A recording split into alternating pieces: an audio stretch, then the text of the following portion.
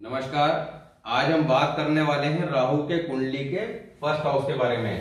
First house जो कुंडली का लगन स्थान है और कुंडली का प्रथम भाव, राजा की गद्दी, तख्त स्थान। तो यहाँ पर किसी प्लैनेट का होना अपने आप में बहुत ज्यादा इंपॉर्टेंस रखता है, क्योंकि तख्त स्थान पे बैठा ग्रह अगर शुभ हालात में होगा तो ऐसे में पूरी कुंडली के रिजल्ट अच्छे देखने को मिलेंगे। और अगर तख्त स्थान कमजोर होगा, लगन भाव कमजोर होगा, तो ऐसे में कुंडली के अंदर कितने भी अच्छे योग क्यों ना पड़े हुए हों, उनके बहुत ज्यादा या शुभ फल प्राप्त ही नहीं होते।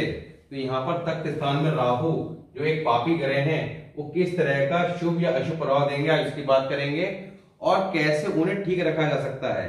सबसे इंपॉर्टेंट बात यह है कि उन्हें ठीक कैसे रखा जा सकता है, क्योंकि राहु क्या है, राहु एक हाथी है। अब हाथी से क्यों कंपेयर किया है, क्योंकि राहु जब अशुभ हालात में होते हैं तो एक तरह से इस तरह से हालत खराब करते हैं व्यक्ति की, जैसे एक हाथी जंगल के अंदर या किसी आपका शहर में उत्पात मचाता है कि मिनटों में सब कुछ तबाह कर देता है। और राहु अगर शुभ हालात में होते हैं तो ऐसे में एक हाथी की तरह मदद करते हैं, व्यक्ति को हर मुसीबत से बचाने वाले होते हैं, बहुत ही ज्यादा राजा के समान जिंदगी बना देते हैं। तो राहु का कुंडली के अंदर शुभ होना अत्यंत आवश्यक है। तो आज हम राहु के टॉपिक स्टार्ट कर रहे हैं। इससे पहले हमने कुंडली के अंदर राहु को आप एट ए ग्लांस कैसे चेक कर सकते हैं, इससे पिछली वीडियो में राहु के ऊपर स्पेशल वीडियो बनाया था, जिसमें जानकारी दी थी कुंडली के अंदर राहु आपके किसी भी घर में हो, आप उसे एट ए ग्लांस कैसे एनालाइज कर सकते हैं कि राहु आपके शुभ हैं या अशुभ हैं। आपके सारे क्वेश्चनों के वहां पे आंसर मिल जाएंगे। और साथ ही सबसे ज्यादा इंपॉर्टेंट बात है कि कौन सी इंपॉर्टेंट रेमेडी है जो रेड बुक में बताई गई है राहु को बैलेंस करने के लिए, उसके शुभ फल प्राप्त करने के लिए, वो सारी रेमेडी वहां पे डिस्कस की गई है। तो वहां पे उस वीडियो में जाके आपने राहु को प्रॉपर वे में समझना है और जो रेमेडी वहां बताई गई है उससे राहु को ठीक करना है। अब यहाँ पर लगन भाव के अंदर जब राहु होंगे, ऐसे में सूर्य को ग्रहण लगा देंगे, क्योंकि सूर्य के कट्टर शत्रु हैं। और लगन भाव क्या है, इसके कारक कौन है, सूर्य। अब सूर्य जिस घर के कारक हैं वह राहु आके बैठेंगे तो निश्चित तौर पर सूर्य को इफेक्ट करेंगे। अब सूर्य कुंडली के जिस घर में बैठा होगा, इस बात को ध्यान समझिएगा कि सूर्य कुंडली के 12 ही घरों में जिस भी घर में बैठा होगा उस घर से संबंधित फलों में कमी देखने को मिलेगी। अब इसके आगे हम बात करेंगे कि सूर्य अगर कुंडली के 12 ही घरों में बैठा होगा तो किस तरह के फलों में कमी देखने को मिलेगी। साथ ही यहाँ पर राहु को कैसे ठीक रखना है, क्योंकि राहु शुभ हालात की बात करेंगे और अशुभ हालात की। अब शुभ हालात में कब होंगे, जब कुंडली के अंदर बुध अच्छी कंडीशन में होगा। तो एक सीधा सिद्धांत है कि जैसा बुध वैसा राहु, जैसा बृहस्पति वैसा केतु। तो यहाँ पर कुंडली में बुध को ठीक रखना बहुत जरूरी है। अब बुध कैसे ठीक होगा, उसके लिए आपने अपने बुध को चेक करना है, मरकरी को चेक करना है। कुंडली के 12 ही घरों में आपका मरकरी जिस भी हाउस में बैठा हो, वहां पे उसकी शुभ और अशुभ हालत दोनों बताई गई हैं और उसकी प्रॉपर प्रिकॉशन और रेमेडी बताई गई, जिससे वहां बैठे बुध को आप ठीक कर सकें।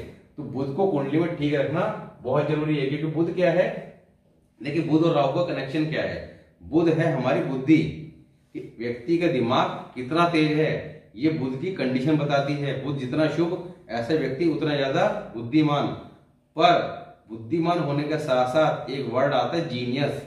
अब वो जीनियस वर्ड किन के लिए लगता है, जिनका राहु जब बुध कुंडली के अंदर अच्छी कंडीशन में होगा तो लगभग राहु भी आपको शुभ हालात में देखने को ही मिलेगा। राहु क्या है, उस बुद्धि में आने वाले विचार, क्योंकि कई लोग बुद्धिमान तो बहुत होते हैं पर वो अपनी बुद्धि का उतना इस्तेमाल नहीं कर पाते जितना कि बुद्धि भगवान ने दी है, और कई लोग जितनी दी है उससे ज्यादा इस्तेमाल कर लेते हैं। ये सब कब होता है, जब उसके मन में जैसी लहरें उठती हैं, विचार, तो जो विचार हैं, तर्क, लॉजिक, जो लोग बहुत ज्यादा लॉजिक पूर्ण बातें करते हैं या लॉजिक निकालते हैं, वो सब कहीं ना कहीं राहु इफेक्टेड होते हैं। तो राहु कुंडली के अंदर बहुत ही अच्छा फल देते हैं अगर शुभ हालात में हो। तो यहाँ पर राहु को समझना है और साथ ही राहु को ठीक कर लेना है, क्योंकि राहु अगर खराब होंगे तो व्यक्ति को जेल यात्रा, पागल खाना, लड़ाई झगड़े, फसाद, राय दरबार से परेशानियां, ये सारे हालात पैदा कर देंगे। और अगर शुभ हालात में होंगे तो एक हाथी की तरह मदद करेंगे, व्यक्ति को हर तरह की मुसीबत से बाहर निकालकर ला खड़ा करेंगे और राजा बना देंगे। तो यहाँ पर राहु जो है वो हर काम सडनली करेंगे, अचानक करेंगे, क्योंकि राहु अचानक के कारक हैं, तो जो भी काम करेंगे अचानक करेंगे। अब राहु के लिए क्या लिखा है, सीढ़ी पर चढ़ने वाला हाथी दौलतमंदी की निशानी, अपने जिस्म में काबिलदारी में को खर्चा ज्यादा होगा मगर नेक कामों में होगा।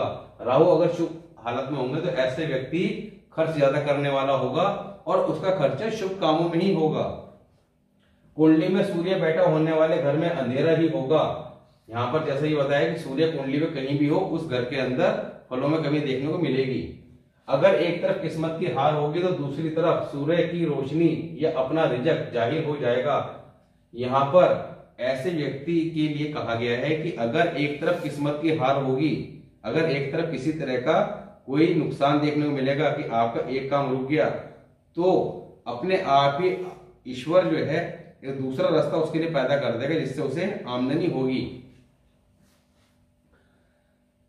ग्रहण के बाद सूर्य की चमक, रिजक, शान शौकत सब कुछ बहाल हो जाएगा। ग्रहण यानी कि यहाँ पर देखिए राहु कुंडली के अंदर अगर सूर्य के साथ है कहीं भी तो सूर्य ग्रहण है, फर्स्ट हाउस में बैठ गया तब भी है। अब ऐसे में जब सूर्य ग्रहण की स्थिति बनेगी तो 42 साल की उम्र तक व्यक्ति को जीवन में संघर्ष देखने को मिल सकता है। उसके बाद जब ये ग्रहण का जो वक्त है, टाइम है, क्योंकि कुंडली के अंदर अगर चंद्र ग्रहण है या सूर्य ग्रहण है तो उसका एक टाइम पीरियड है, ऐसा नहीं है कि पूरी जिंदगी आदमी परेशानी रहेगा। तो यहाँ पर वो जो ग्रहण है वो जब हट जाएगा, तो जब ग्रहण लगा होता है तो सूर्य की चमक कम हो जाती है, और जब वो ग्रहण हट जाएगा 42 साल की उम्र पे, तब उसके बाद सूर्य की चमक बहाल होगी। तो जैसे सूर्य निकलता है इसी तरह व्यक्ति की जिंदगी के अंदर सब कुछ उसे वापस मिल जाएगा, शान व शौकत, पैसा, धन दौलत सब कुछ उसे प्राप्त होगा। कुंडली में बुध केतु की स्थिति से राहु की शुभ अशुभ हालत का पता लगेगा। तो यहाँ पर कुंडली के अंदर बुध और केतु दोनों अगर शुभ हालत में है तो यहाँ बैठा राहु निश्चित तौर पर शुभ फल ही प्रदान करेगा।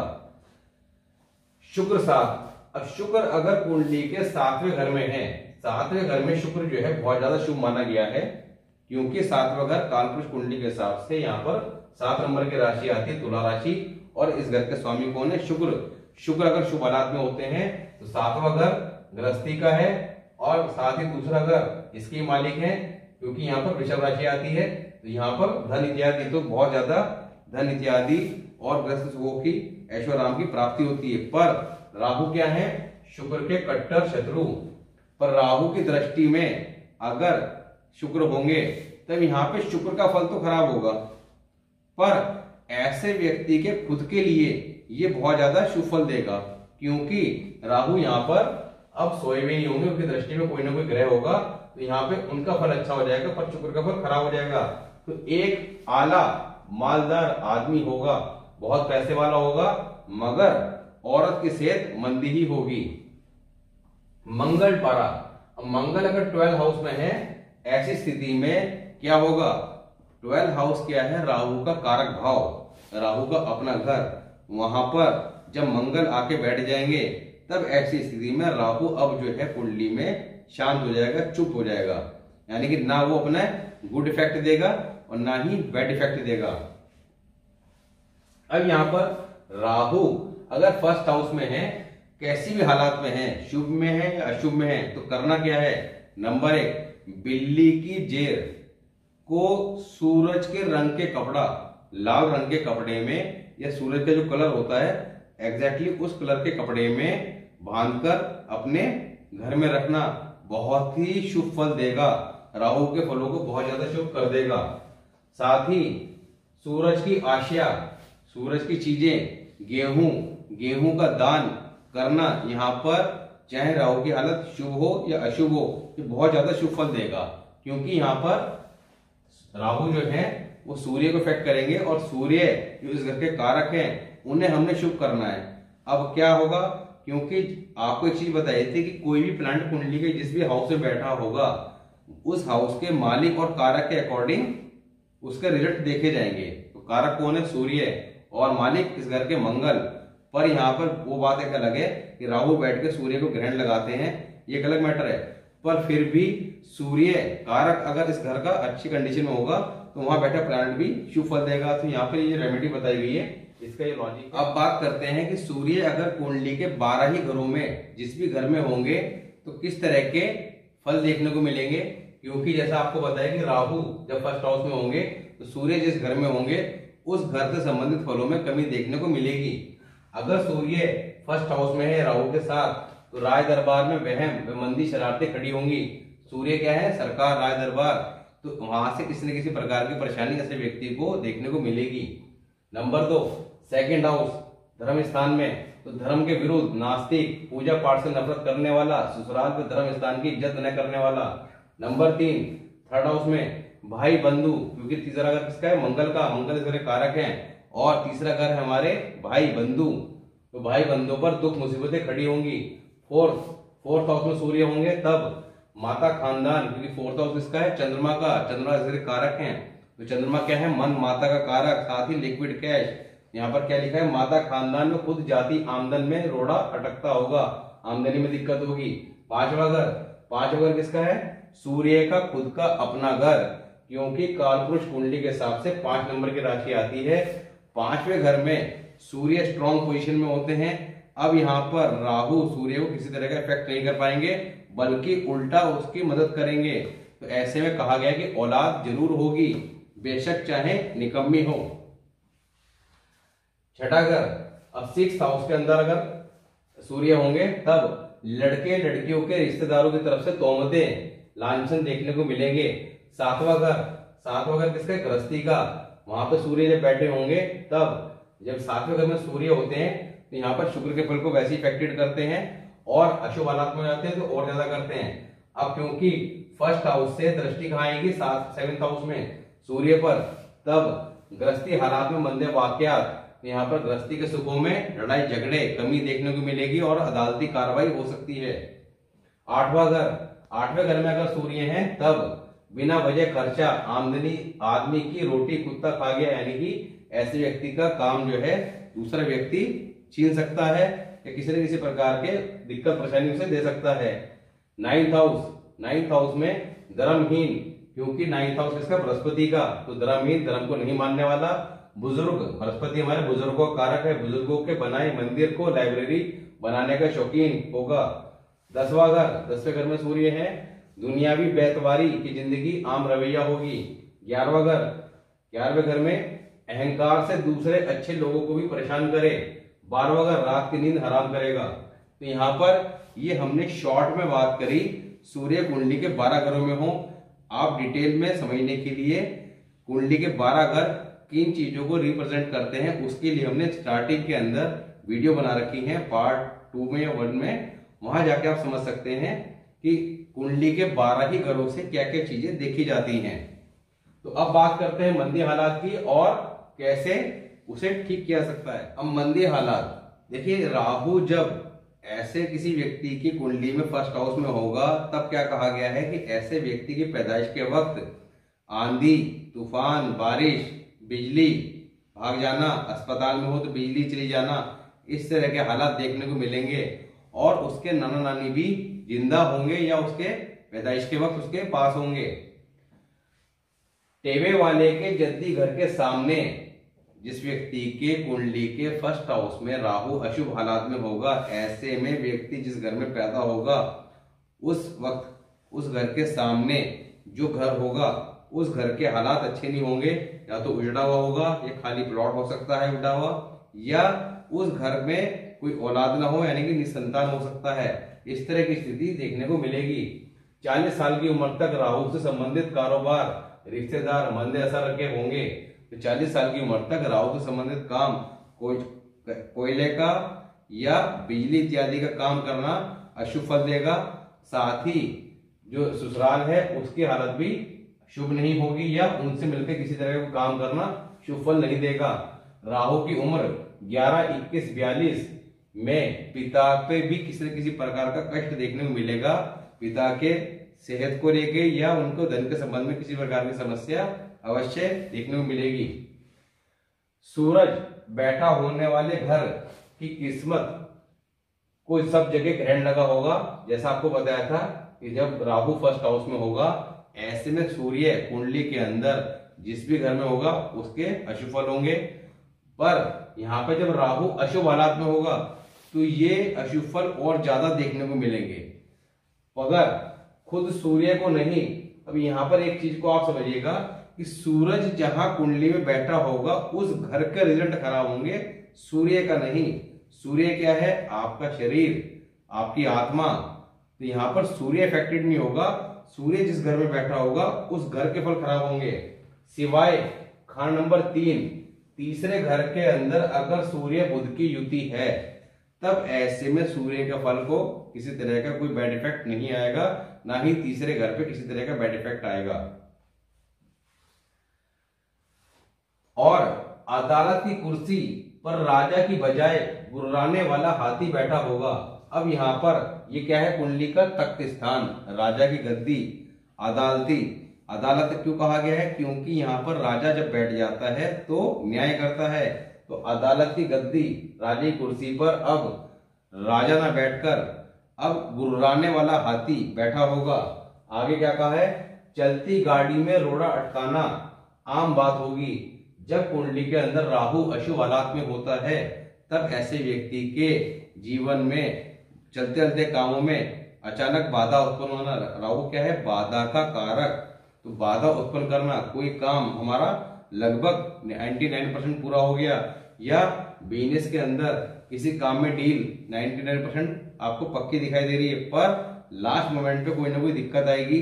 आपको कहीं जाना है, आपकी पूरी तैयारी है, पर लास्ट मोमेंट में किसी प्रकार की अचानक समस्या आ जाएगी। तो अचानक लास्ट मोमेंट पे किसी न किसी प्रकार की समस्या पैदा करना, ये राहु खराब की निशानी है। जो 42 साल उम्र तक मंदे साय का सबूत देगी। ये जो आपको बैड इफेक्ट राहु के हैं ये 42 साल की उम्र तक देखने को मिलेंगे। और मंदे समय में कोई आंसू पहुंचने वाला न होगा। जब राहु का मंदा असर चल रहा होगा तब ऐसे व्यक्ति की कोई मदद करने वाला भी नहीं होगा। शादी के वक्त शनिचर या राहु की आशा का कोई वहम न होगा। अब यहाँ पर देखिए, जब राहु कुंडली में खराब स्थिति में हो, इसे बड़े ध्यान से समझिएगा, जब राहु कुंडली में कहीं भी हो, खराब स्थिति में हो, ऐसे में राहु किसका कारक है? ससुराल। ससुराल से राहु की कारक चीजें, बिजली इत्यादि का सामान या शनि संबंधित मशीनरी, लकड़ी इत्यादि का सामान लेना अशुभ फल ही देता है। क्योंकि जब राहु कुंडली में अशुभ हालात में होगा तो ऐसे में शनि भी अशुभ हालात में ही आ जाएगा। तो क्या करना है? अब यहाँ पर एक बात कही गई कि शादी के वक्त, यानी कि जब शादी हो रही है उस वक्त आपको शनि या राहु से संबंधित कोई सामान शादी के टाइम में मिलता है, उसका कोई वहम नहीं करना है। मगर शादी के बाद अगर किसी प्रकार का आपने मशीनरी इत्यादि या आपका बिजली संबंधित कोई सामान ससुराल से लिया तब, मगर शादी के बाद आने पर बर्बादी का बहाना होगी। राय दरबार या सूर्य बैठा होने वाले घर पर ग्रहण का मंदा जमाना पैदा करेगा। यानी कि जिस घर में सूर्य बैठा होगा या सरकार के संबंध में किसी न किसी प्रकार की परेशानी अवश्य देखने को मिलेगी अगर शादी के बाद आप शनि या राहु संबंधित कोई भी चीज आप ले लेते हैं ससुराल से। सूर्य ग्रहण या चंद्र ग्रहण के वक्त जो परेशानियां पैदा होगी वह अपने जाति दिमाग की वजह से ही होगी और व्यक्ति को व्यर्थ बोलने रहने की बीमारी होगी। यहाँ पर जब व्यक्ति अपने काम से काम में कोई दिक्कत आएगी तो उन दिक्कतों का कारण उसके अपने दिमाग की उपज होगी, यानी कि उसके उल जुलूल जो हरकतें होंगी, उसके दिमाग की जो बुद्धि है वो प्रॉपर काम नहीं करेगी और वो व्यर्थ में ही अपने आप ही अपने लिए मुसीबतें खड़ी करता होगा। साथ ही व्यर्थ बोलना, ज्यादा बोलना और कड़वा बोलना ऐसे व्यक्ति की खराब राहु की पहचान होगी। क्योंकि जब राहु खराब होगा निश्चित तौर पर कुंडली बुध भी खराब होगा। बुध क्या है? जुबान का कारक। तो ऐसा व्यक्ति जुबान से स्पष्टवादी, कई लोग होते हैं बड़ा स्पष्ट बोलते हैं, सामने वालों को बात बुरी लग जाती है, तो इस तरह का नेचर देखने को मिलेगा। जुबान से उनके निकला हुआ शब्द जो है वो तीर की तरह सामने वाले को चुभता होगा। तो ऐसा व्यक्ति अपने आप ही अपने लिए मुसीबतें खड़ी करता होगा। अब यहाँ पे करना क्या है? देखिए, राहु फर्स्ट हाउस के समय आपको एक तो चांदी की डब्बी में चंद्रमा की मदद करनी लेनी है। चांदी के डब्बी में चावल डाल, क्योंकि राहु क्या है? आदमी को भ्रमित करता है। और भ्रमित किसे करेगा? हमारे मन को। मन क्या है? चंद्रमा। तो चंद्रमा को कमजोर होगा तो चंद्रमा को हमने क्या करना है, स्ट्रॉन्ग करना है, चंद्रमा की मदद लेनी है। तो चांदी की डब्बी में चावल डाल के अपने पास रखना हर वक्त, ये बहुत ज्यादा शुभ फल देगा। साथ ही क्या बताया था कि आपको बिल्ली की जेर लाल कपड़े में बांधकर घर में रखना, ये शुभ फल देगा। साथ ही आपने राहु फर्स्ट हाउस में है, शुभ हालात है अशुभ हालात है उसे छोड़िए।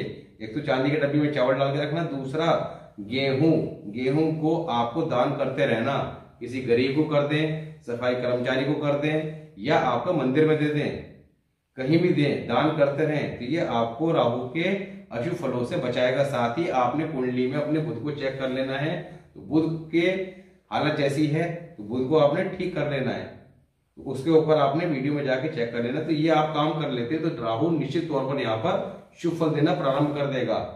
तो यहाँ पर आज हमने बात करी राहु फर्स्ट हाउस की, और नेक्स्ट वीडियो में बात करेंगे Rahu second house. Second house किसका है, हमारे धन का, एकत्रित धन का, जमा धन का, साथ ही हमारे परिवार का, हमारी वाणी का, और साथ ही ये क्या है, धर्म स्थान और हमारे ससुराल का घर। तो इन सारी चीजों को सेकंड हाउस से कंसीडर किया जाता है। सेकंड हाउस में राहु जब आके बैठेंगे तो किस तरह का शुभ और अशुभ फल देंगे उसकी बात करेंगे, क्योंकि सेकंड हाउस में राहु के समय क्या कहा गया है कि ऐसे व्यक्ति की जो किस्मत है वो झूलते हुए पालने की तरह होती है, यानी कभी तो उसे आसमान पर ले जाएगी और कभी नीचे पटक देगी। तो ये काफी ज्यादा खराब स्थिति है, आदमी के अंदर स्टेबिलिटी देखने को नहीं मिलती। सेकंड हाउस में राहु के शुभ और अशुभ हालात और कैसे उसे ठीक रखा जाना है इसकी बात करेंगे। मिलते हैं नेक्स्ट वीडियो में, तब तक के लिए नमस्कार।